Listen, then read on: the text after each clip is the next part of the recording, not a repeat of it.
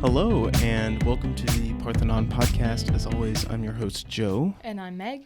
And today we have stories again, because it's the Parthenon, and we always have those good stories. Always cranking out stories. Always cranking out stories. It's in our blood. It's in our genes. Mm-hmm. Not in our Levi's, but you know what I mean. You know what we mean. I'm wearing khakis. Oh, you're wearing khakis. Mm-hmm. Ooh. Very good. Thank you. I like them. They tell a story too. The khakis tell a story? Mm-hmm. What would that story be? It differs day to day. Yeah. I think all pants kind of tell a story. A little bit, like, where'd you get this stain from? You're like, I was at Jim's Spaghetti. Mm-hmm. Yeah. I love Jim's Spaghetti. I ate there the other day. I've never been there. Never? No. Do you like spaghetti? Yeah, I do. I like lasagna. I like Italian food. Do you want to go to Jim's Spaghetti with me sometime? Sure. Okay. Do I have to bring cash? I heard it is a cash only. Not anymore. Oh, they accept cards now? They do. They finally accept card. I was about to laugh if you're like, they finally accept checks now. No. They finally accept cards. And I went the other day and the service was exceptional. So. I was thinking about it the other day, thinking about how nobody uses checks anymore. I don't know why it crossed my mind, but I've never written a check in my life. yeah. I don't even know how. I mean, what's funny is in elementary school, we just had like a 2-hour period where they were showing us how to write checks, and you're like, you're going to have to use this when you're older. And guess what? I never used it. I think it would have been more beneficial to learn how to do my taxes in that 2 hours. Oh my God. I'm going to sound so silly right now, but I know that there are other people my age out there that don't know the first thing about taxes. Yeah. I don't. Right? So throughout college, I've worked, like part-time jobs. I've worked at Chipotle, Home Depot. I've worked for Marshall, some odd jobs for Marshall and stuff too, but not enough to like make a ton of money, but still enough to have to file taxes. But Yeah. I didn't know that. I didn't know it was even how much you make, or it's based on how much you make, et cetera, et cetera. My mom was nice enough, but also I think it didn't benefit me very much, coddled me and was like, just send me this information. I'll do it for you. Don't worry about it. You've got enough to worry about going to school and paying your rent. And I'm like, Yeah. Thanks, Mom.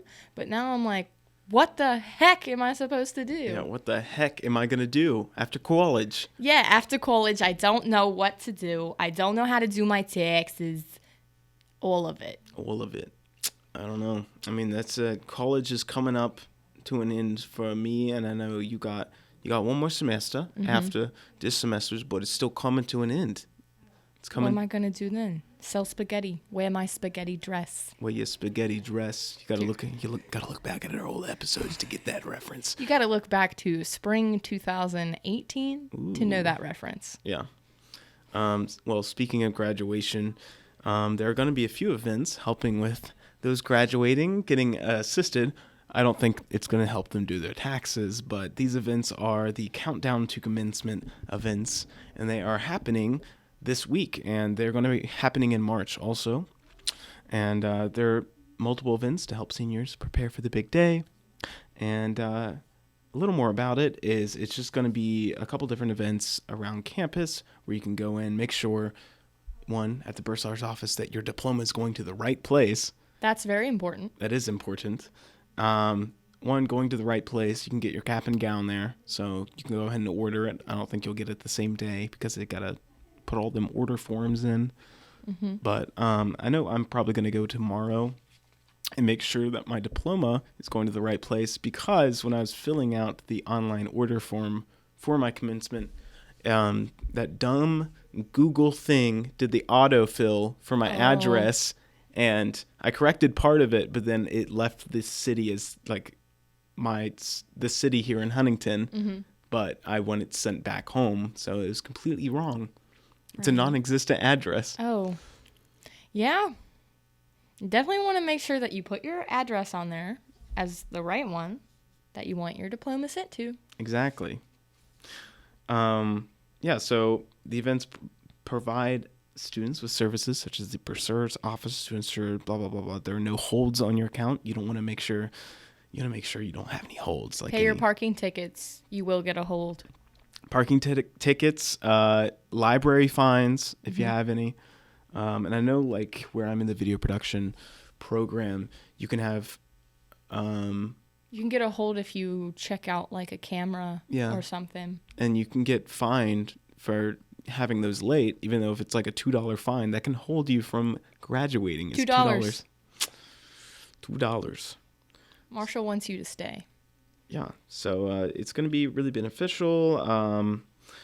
There, of course, there are going to be a couple different things with the Office of Career Education, and in conjunction with what's going on this week, there are also going to be some events like March 10th through March 31st. There's going to be the Career Expo, where you can look at careers after college, and then there's a Jobapalooza. This is kind of the same deal. When I think they have different like professionals from around the place. And They have a lot of different like professional events like that where people come in and all over, especially ones from West Virginia. And then it's not necessarily like a career expo or anything. I know they always have the etiquette dinner as well. They have one of those quite often, every semester, a couple times maybe. I don't know. And you can pretend that you're at a fancy meal with a fancy potential employer and learn how to have some fancy etiquette. Yeah. Because the way you present yourself to a potential employer is very important. Yeah, so if you bring in a fork and a knife into your interview and you're holding in the wrong hand, your salad knife in the right hand, what are you doing? There's a salad fork. Yeah. And then a dinner fork. Yeah. Did you know that? You would if you went to the Etiquette dinner. So, yeah, look out for those events. And, the Jobapalooza is open to basically all students. You don't even have to be a senior to even look at these jobs because, one, it's best to start early, of course, when you're looking for positions, kind of getting your name in the door. Network. You might find a job that you want to pursue once you graduate. If you get a head start on it, one, you're more likely to get it, and two, it could push you and drive you to get through school now that you have a very clear-cut and determined goal. Exactly. That you can see. Mm-hmm. So, yeah. I support that. I support that, too. So look out for... I don't know what I'm doing when I graduate. I don't think any of us do. And I think if you're a college student who are like, hey, I know what I'm going to do after graduation. I'm going to do my taxes. Yeah, you're going to do by myself. Yeah. Which sounds like it involves math. Yeah, a little bit. I haven't done math since I was a freshman here. Yeah, it's been a while since I've done any sort of maths, but I don't know. I can't do maths. I can't do maths. I mean, I took math in high school up to like calculus. I was like, why am I... Can't do maths and then goes to calculus. Well, I thought I liked math because I was just trying to impress my parents. So I did like 4 different math courses in high school, which wasn't necessarily required. I think you only had to go up to like trigonometry or pre-calc or something. And I was like, I'm going to do calculus, A, B. And it was calculus kicked my butt. As someone who's truly bad at maths, I made it through Algebra 1 in high school, and that's it. Yeah. And they still let me graduate. You had to have an Algebra 2 credit, but they were like, we don't want her here anymore. And I was like, please let me go to college. And You're like, I don't want to be here either. I was like, I'm not going to do math in college, I promise. I promise I won't touch your math class. Don't. But Marshall still required you to have an Algebra 2 credit. So I had to take remedial math my first semester ever at Marshall. And I had a really great professor. One of the very first I ever had. Her name was, I know her first name was Tammy. I can't remember her. I just called her Miss Tammy. She was really sweet, and I would go to class, and, like, there are, like, 3 or 4 things in this world that I will instantly, like, have a panic attack trying to do. Yeah.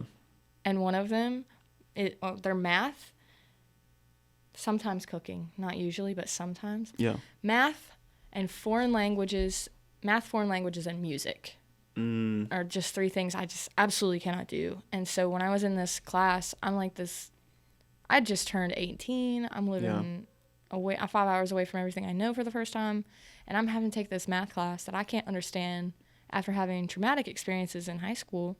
And she would like sit me down in her office after class during her like lunch hour Yeah. and teach me one-on-one so that I could learn it. And like I wouldn't take tests. I would go to class when everyone else was taking their tests and like wait till it was over, and then she would give me the test one-on-one in her office, and if I needed help she would explain it to me. Oh. So like she was really helpful.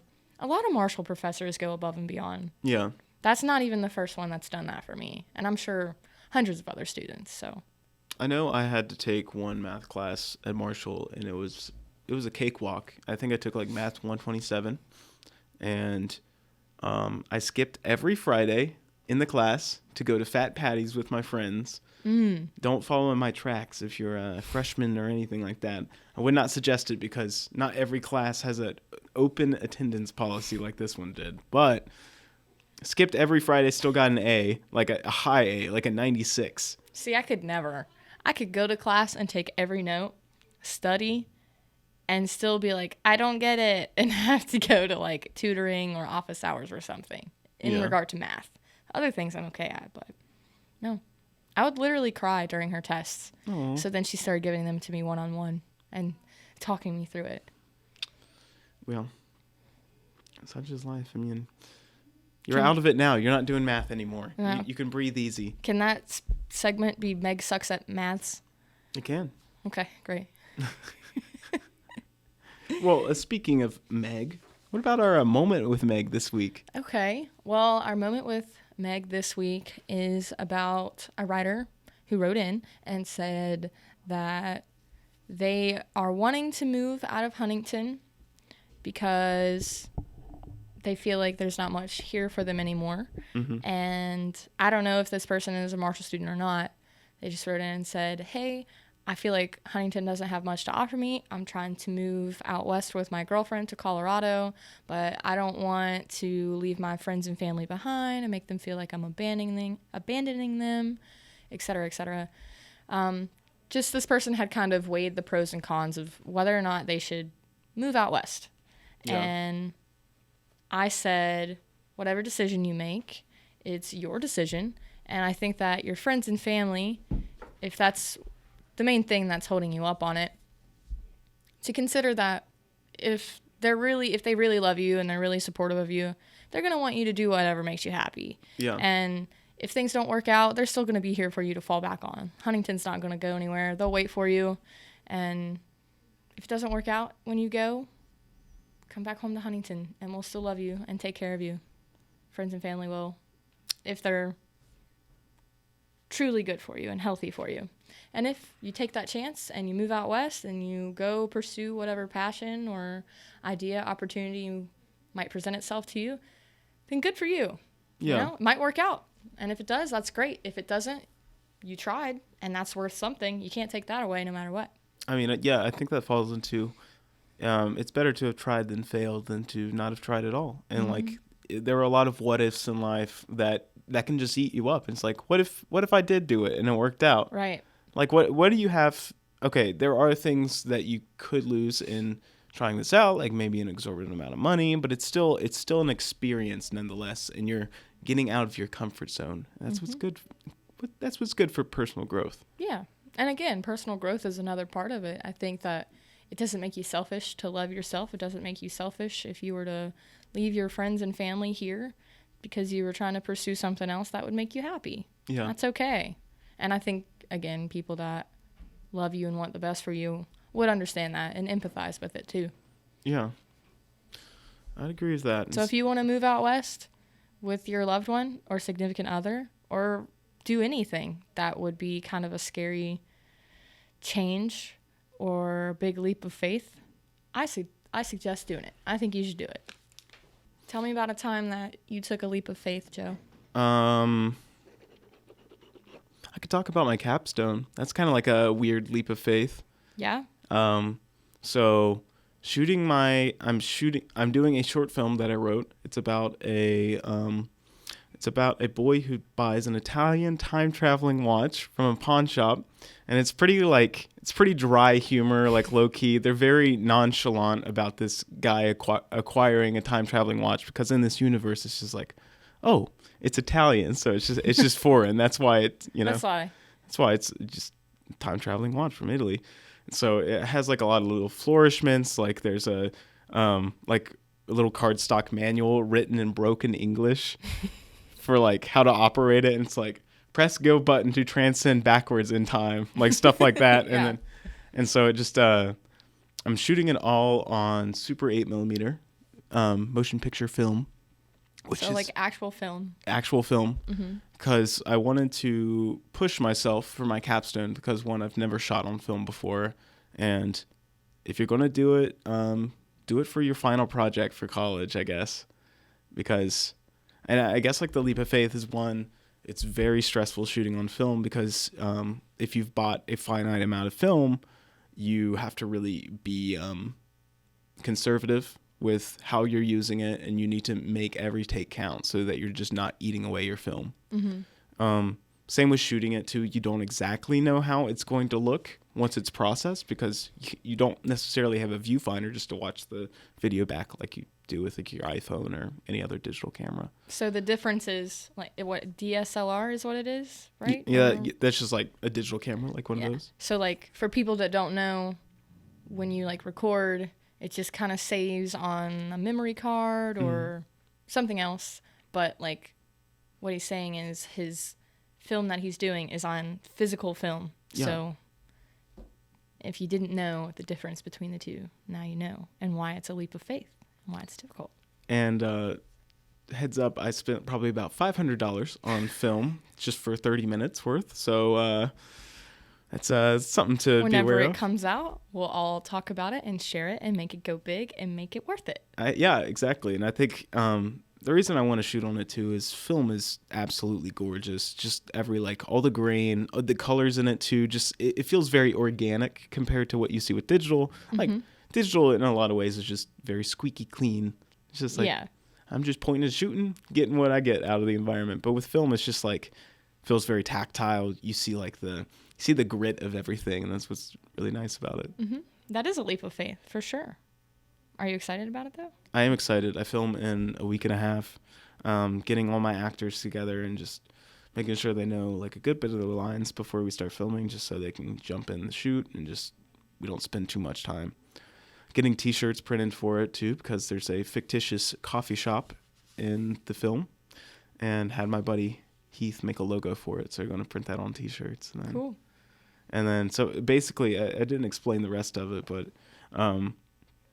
So the guy who bought the watch, his friend urges him. He's like, "Hey, I'm pretty hungry. Let's go to the coffee shop." And then the waitress, the guy with the watch, has a crush on her, and his friend's like, "Hey, why don't you ask her out?" And he's a little like, bit of romance too. A little bit of romance, yeah. And he's like, "Nah, I don't really want to use the watch for that. That's kind of weird." And then like, basically, he reluctantly uses the watch to just ask her out. And anytime he fails, he just resets it 30 seconds in the past, and then he could just keep going. But you know, he gets tired of it because he's an awkward bean. Me too. Yeah. That's okay. So, you know, maybe he tried and failed. You know, you have to see. You have to watch it once it comes out. What's the name of the film? Persephone, Past and Present. Oh. Because the... That's smooth. Yeah. I like that. Yeah, because the coffee shop waitress's name is Persephone in the film. So, a little alliteration. Okay. Well, I've got some more news articles for you. Yeah. Stories. Go ahead. So this one is written by our online editor, Brittany Hively. She says, the headline is Marshall celebrates new N3 on-campus internship facility. So basically what this is about is this company, N3, which is an outsourced inside sales firm, according to their website, has partnered with Marshall and kind of the School of Business and everyone who does businessy things at Marshall, I assume.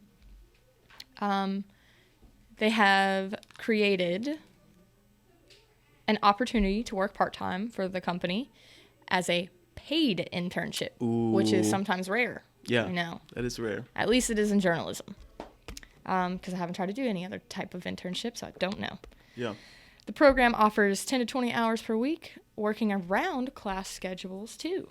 So, President Gilbert said, "We think it is good for N3.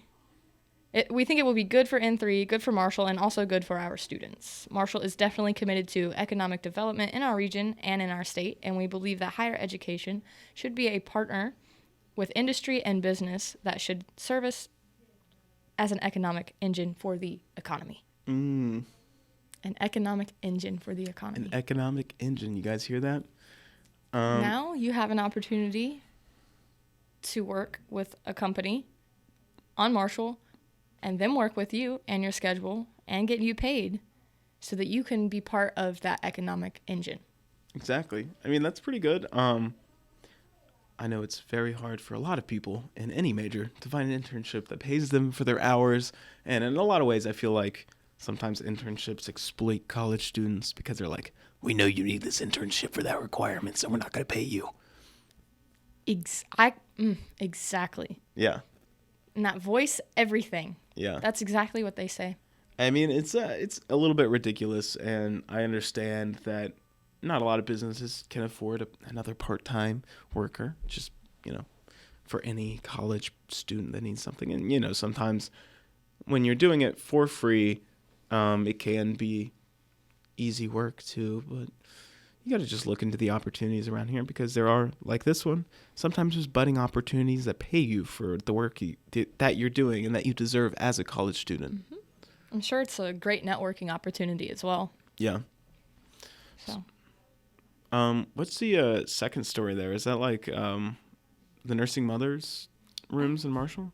Did you already read that one? Yes. Ooh. I thought this was really interesting. Yeah. I had no idea about this. This one is written by our executive editor, Amanda Larch, and is Mothers on Campus. And basically, it's an article that's like, hey, did you know that there are breastfeeding rooms on campus for students parenting or moms, et cetera, et cetera? Et cetera, et cetera. Mm-hmm. So Marshall's Women and Gender Center partnered with Campus Community Resources to provide private breastfeeding rooms. And they're located in the Student Center on the second floor inside the women's restroom. If you're in there, it's kind of like in between the Don Morris room and the Shaw Key room. Mm-hmm. I don't know if y'all know where that's at, but yeah, there's like little private rooms. And if you look online at this article, the photos of them are in there too. And it's easy to miss, actually, because it almost just looks like maybe like a little dressing room or something. I don't know. But then right outside, there are pamphlets about breastfeeding and all that entails. And Claire Snyder, who is program coordinator for the Women and Gender Center, said the center connects parenting students with child care facilities and other resources. She said, if there's ever a student that has breastfeeding needs that are not met, maybe there are not breastfeeding rooms convenient to where they have to work or go to class, or they're worried about having somewhere to store their breast milk, they can talk to us, and we can help them figure out solutions for that. Yeah, that's great, and I'm always down for the accommodations that you see at Marshall to new mothers or even mothers with children that are 2 or 3 toddler age, because you see we have a daycare in Corbley, right? Mm-hmm. And like towards the end of Corbley, yeah. Yeah, so we have a daycare too, and then it's great to see like just this facilitation for any mothers that are even considering going back to school, or the ones that are already in school. And just seeing that accommodation, too, it's great because we want everyone to be educated here in West Virginia, regardless of circumstance. And, especially for you mothers, it's great to have you educated, too, in the whole education pool here. Yeah. Shouldn't be. I mean, the article goes on to say, too, that, everyone at Marshall, the whole consensus is that we feel like being a mother is not something that should, or a parent of any type, shouldn't prevent you or hinder you in your education. You're still entitled to that. And so Marshall accommodates those who want to have that happen. Like, it talks about how oftentimes students, their families are not from the area, or they don't have a friend or somebody to help look after their children during classes, so they can go to that daycare, or, it says, a quote from Claire Snyder again says, "We don't ever want someone to feel like just because there's not family close that they're not still going to be able to continue their education. Yeah. So. It's beautiful. Go Herd. Go Herd. Trying to think. What else has been going on in the Marshall sphere that we can think about? Lots of basketball games going on. Mm-hmm. We're in bonus play now. Ooh, bonus play? Yep. Which means that we are we're done with our regular season. Yeah. And now I think men just won over ODU the other night. And I think women might have lost, though.